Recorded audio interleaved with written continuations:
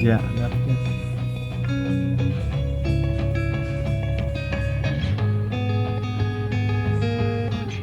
That's enough curve, and then a little darker with the second coat. Okay.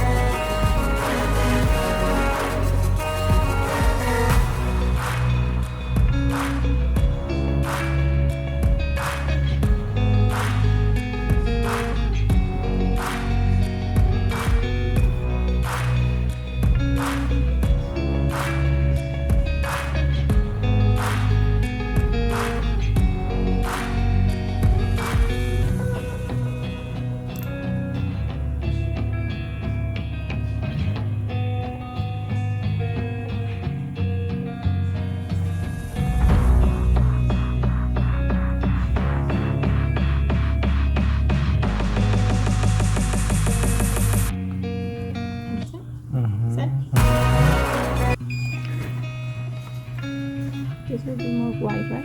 Huh? White. You want up? White. Like this. Yeah, this the second one is darker. It will be white. Yeah, but that one is like this one. Yeah, that one kind of like this one. Okay. Yeah, second coat is will be like that. Just a white different. Okay. Yeah, because later just an off white.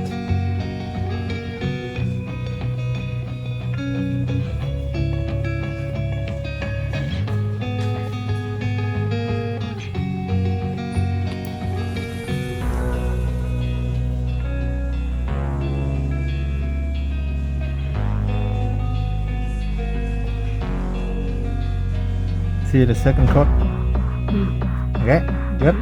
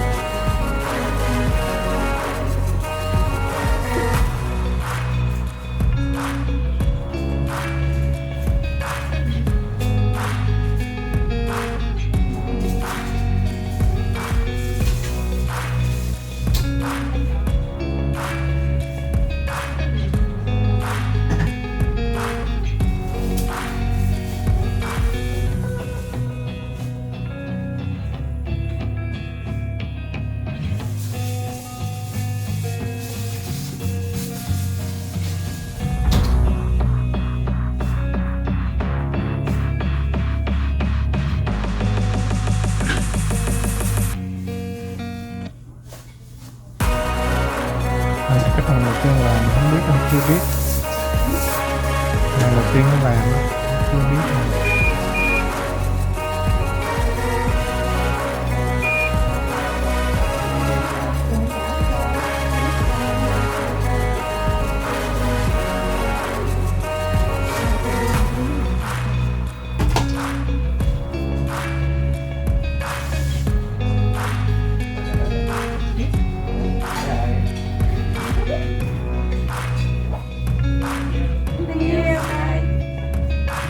Ủa bữa nay gì sao mà trả tiền vẫn cho tiền?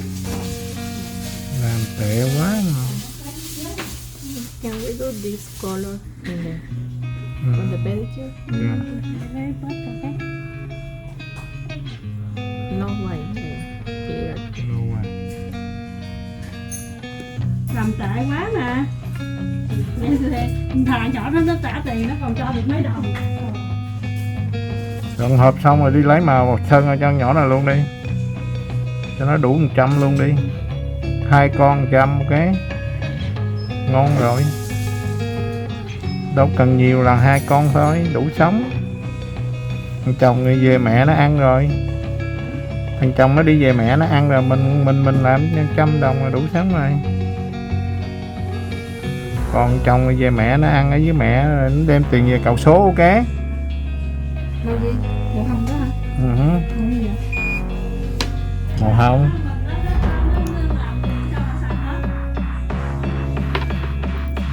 Là đi tìm màu hồng gì đi. You want the same color with the pink? Yeah.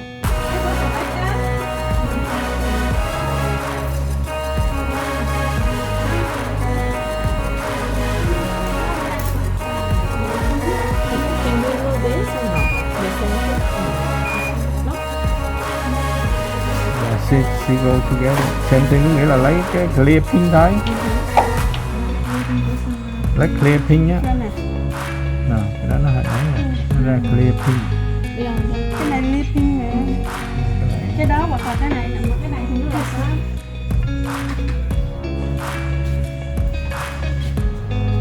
Cái này better. Better? This one better. Cái này nó lợn á.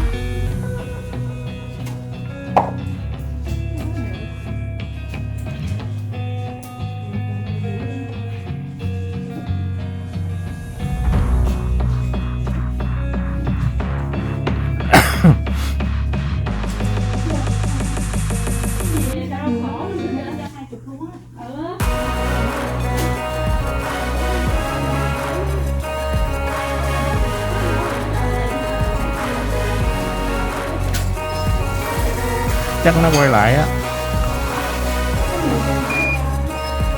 Nó mở cửa cho nhỏ nó đi mà.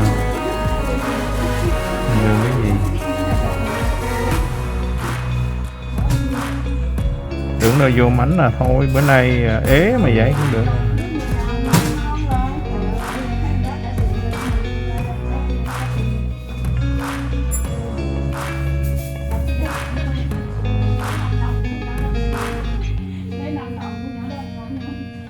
Thôi, vậy là hên rồi hộp. Hốt nó chứ.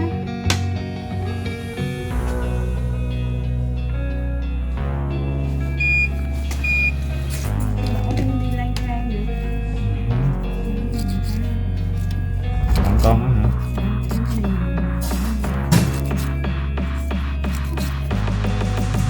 Dây cái Này này giống tay mẫu thiệt. Beautiful now. nó mới đeo chứ không. Bây giờ làm cái mẫu được rồi, chụp tay làm mẫu. Thiệt á. Rồi ra hiện. Thiệt á. Model. Model. Photo. Model.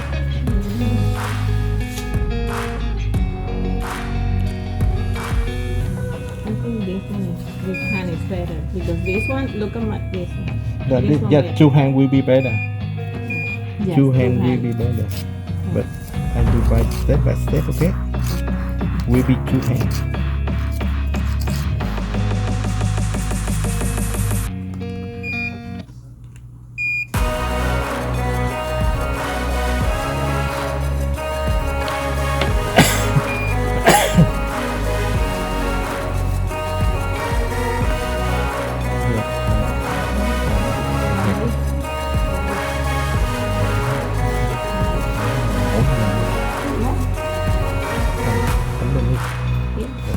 Yes.